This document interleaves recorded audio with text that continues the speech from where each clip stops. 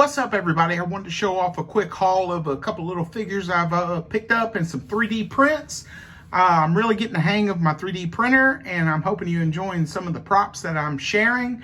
I did attempt to paint some for the first time, as you'll see right over there. But I just wanted to show you some quick pickups for the collection. Me and my wife just recently went out of town, and I found a Darth Nihilus Black Series 6-inch figure in a collectible shop. It was $35.99. It was the first time I've ever even seen it in the store or any store, and I've been looking for it for quite some time now, so I was ecstatic to pick it up and add it to the collection. So we have that one right there. Now, the next two figures that you'll see, I've recently shown on a video, a pickups video, but I actually got them out of packaging. And this one, I believe his name is Duster. And this is from the Valaverse Action Force line. And let me tell you something, I am in love with these figures. They are great for the price point. They are running a bit high on the secondary market, but they are absolutely phenomenal. Very big fan of these now. So I have that one, and then I have this, I believe they're calling it version 2 of Sergeant Slaughter. My version 1 is still on pre-order with Big Bad Toy Store. I couldn't get his sunglasses to stay on his head, but I'm still happy with the way this one looks. Now, I do believe that Hasbro is going to be making a version themselves of Sergeant Slaughter, and I'm honestly hoping that the sunglasses are molded onto the head sculpt. I'd rather have that than them coming on and off, especially since I have this version where I can have it as an option. But just a phenomenal looking figure. The weapons, I mean, for the price point, $30, you get a lot of bang for your buck with this. So definitely a fan of that.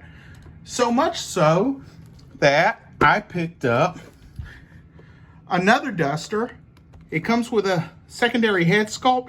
Honestly speaking, I'm not too big of a fan of that goatee looking head sculpt.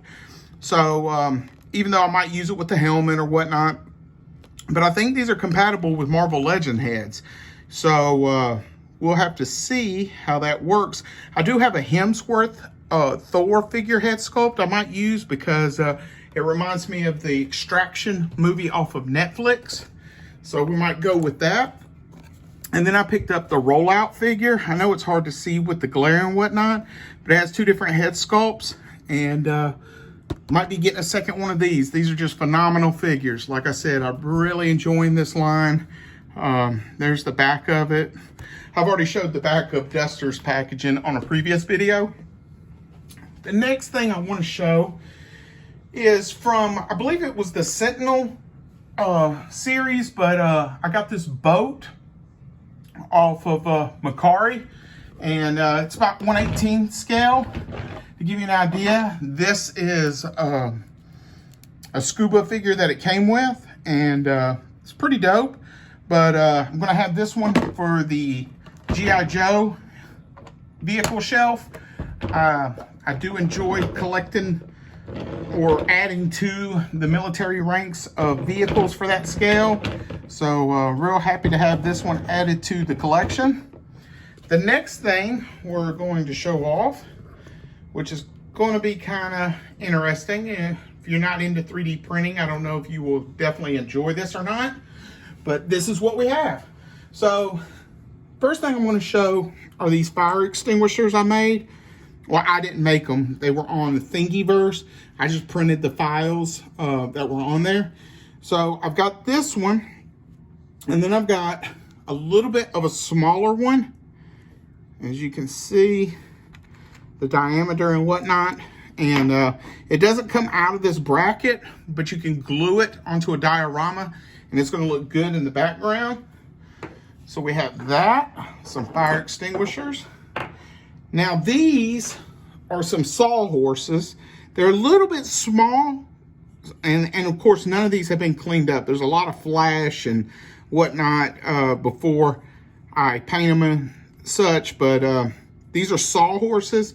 They're a little bit smaller than I wanted, but for the background fodder, I think they're going to work perfect. And ecstatic to have those made. I am going to hook up a local person with a couple of these prints who does some customizations on painting and figure photography. So we have this is the next one. Now these right here are just supports that came off the actual print that help you when you're printing the object.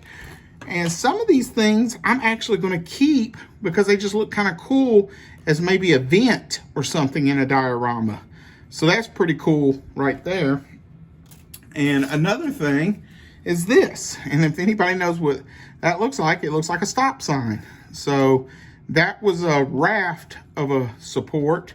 I can't remember. Oh, it was this. The cargo container, which I'm going to show shortly. But this is the raft of which an object printed off on. It just helps it adhere to the bed.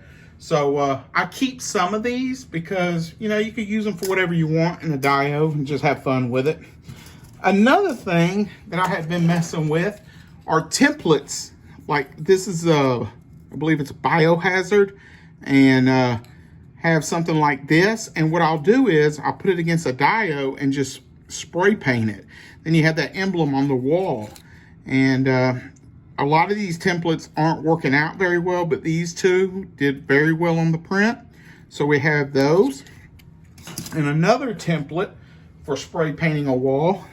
We did this skull right here and crossbones.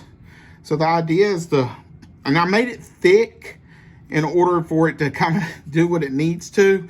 I wish you could do it a little bit thinner, and I'm still having some problems with the warping, but I've been talking to some other 3D artists and, you know, trading information on settings and whatnot. It's a lot of trial and error when you're printing, but yeah, just hit that with some spray paint. These did not turn out well at all. These were supposed to be like miniature radios, and you can see it has some severe warping and whatnot. Now I will still use it in a dio because in the background, here's another one, you know, you just stack it up, and some of these supports for the buttons didn't come off very well. Haven't really messed with it too much, but you put that in the background of something, it'll look fine for what it is. Here's another model of a radio. Again, and I wasn't a big fan of this orange filament. It was like I just wasn't a fan of it. But we have this radio and this radio, and you can see it just did not do well on the edges and whatnot. Here we go. Now these turned out very well. These are some sci-fi cargo containers. And again, you can make these wider, taller, shorter. I mean, you could do anything with the scale, but these turned out real well. I'm going to hook up a local person with 2 of these. I've got a little grab bag for him to work on some of his stuff for his pictures. So we have this one. So I really love that top. So a lot of customization potential with these. And I mean, they'll just look good in the background. You just stack them up, you know. So now, I made these traffic barriers, which are a little bit different than the other ones, just to have some variety. These are a wider base and kind of somewhat shorter, kind of, I don't know. But they're just a little bit different because I wanted a different one with these. See, here is this one and here's this one. You know, one could be marked for construction, one can be used to block off traffic, you know, in your pictures. But yeah, these turned out real well. I'm real happy with this. It's very durable. It's a good file to print. So we have those.